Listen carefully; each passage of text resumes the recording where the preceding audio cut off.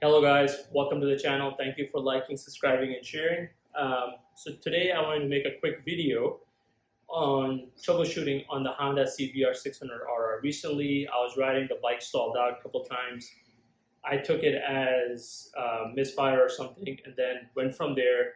It did it again. So I came home right away because I was trying to start it. It won't start. So when I got home, overnight I put the bike on a trickle charger, so at least eliminate the problems. I did some research online, and there were different various aspects of what you can look into, what you can troubleshoot. So we're going to look into the battery. We're going to look in the starter and the kill switch plug. We're going to look in the starter, kill switch, and fuel pump resistor, which is the circuit. And then we're going to also look at, I'm going to show you guys the fuel pump where it is, and you can troubleshoot. Luckily, I believe I have the problem solved. I found out what it is, and let's go through in the steps I'll talk. Okay, guys. So basically, a couple things I want to tell you before anything. Put your bike on bike stand if you have to. If you feel you're safe by the back bike stand, that's okay. I only have the rear stand. You can put both stands on and so forth. Let's just get that out of the way.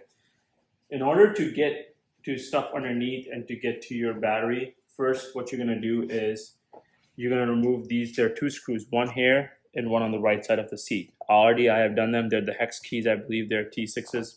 So once you have done, pull it back towards the back of the bike and then lift up, and it will come right out. What's holding in the front, there are two screws that hold it, and then there are these hooks. Set it aside nicely.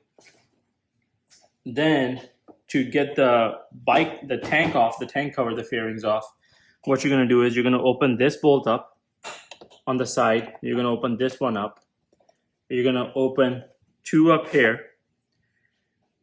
and do not pull it off. You don't have to remove anything for the tank. Do not pull it off. What you're going to do is pull this out like I did, and there's a little push screw inside where my fingers are. Inside, push it in, and then all you do is you lift up, over, and pull this out. So it's going to be holding in via this. It's going to be holding in via, so this is a screw, these two push tabs, and this is what I was referring to. There's a push screw inside. So take that out. Once you take that off, set it aside nicely. So repeat this step on the left side as well. Same step. You don't have to watch it, but same step. Once you do it, once you remove this, it will uncover a screw right here for you. So you're going to remove this screw and the same identical screw on the left-hand side of the tank as well. Once you do that, you have 6 screws for this cover for the fairing removed. Put your hand, one at the end, one at this end, and slowly lift it up. Don't pull it hard because the gas tank have rubber gaskets around. You don't want to crack any of those. So just pull it nicely. Obviously, I've done it before. It's going to come right off. This is off at this time.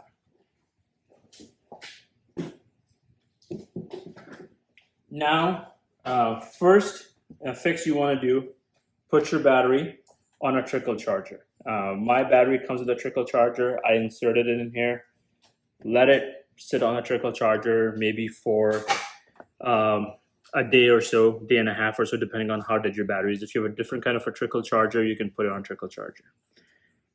While I was testing the battery, once you charge your battery, use a voltmeter.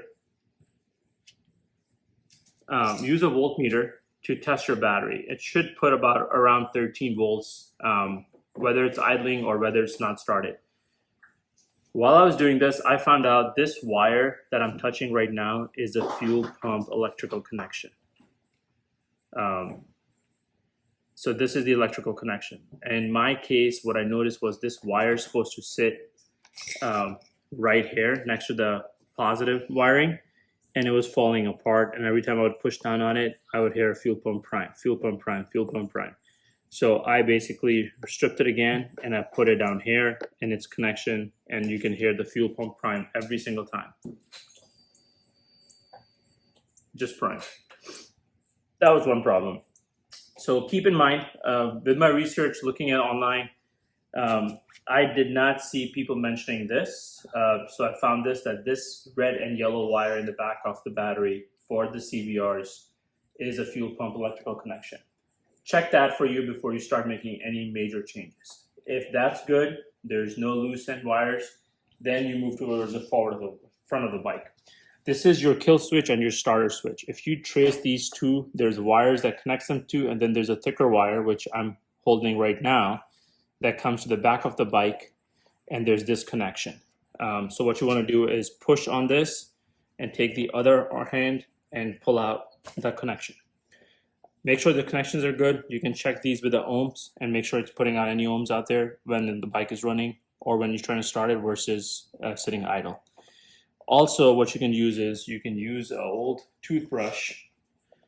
Just use an old toothbrush and clean the inside, because what happened is over time, the humidity and everything else will get to it and it will start decaying it. So you want to clean that up. Once you have it cleaned up, you can close it. Your starter switch could go bad. So before replacing it, let's check the wires, make sure the wire connections are good, positive, negative. And then try to start it.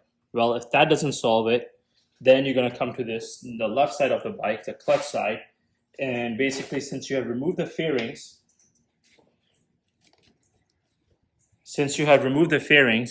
there are 3 resistor switches. This one is the fuel pump, this is the fan, this is the starter. That's how they go front to back. What you want to do is the same concept. Open this up, and you can basically clean it, check it. If it's not working, you can go get a new one. I think they're about $24, but before you get a new one, you can take from here and put it in here and see how your fuel pump primes. This is your fuel pump, fan, battery, starter. These switches. Make sure the wires are good, everything is good.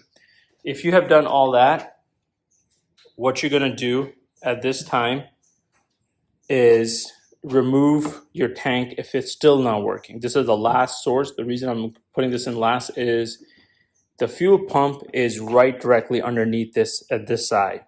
In order to get it, there are 2 screws. You can see, let me see if I can get to here.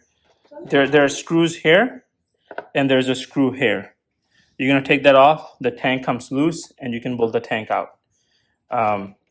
Once you do that, the fuel pump is underneath, and that is an expensive repair to have. So I do not recommend that first. That's the last resource I would recommend. Hope this helps. Again, start with the battery, start with the fuel pump wire on the battery, the starter switch, and follow the wires too. And then come to your relay switches. And then the lastly you want to go is the 4th thing is your fuel pump. Hope this helps. And I'll link in the parts down below as well. Thank you guys.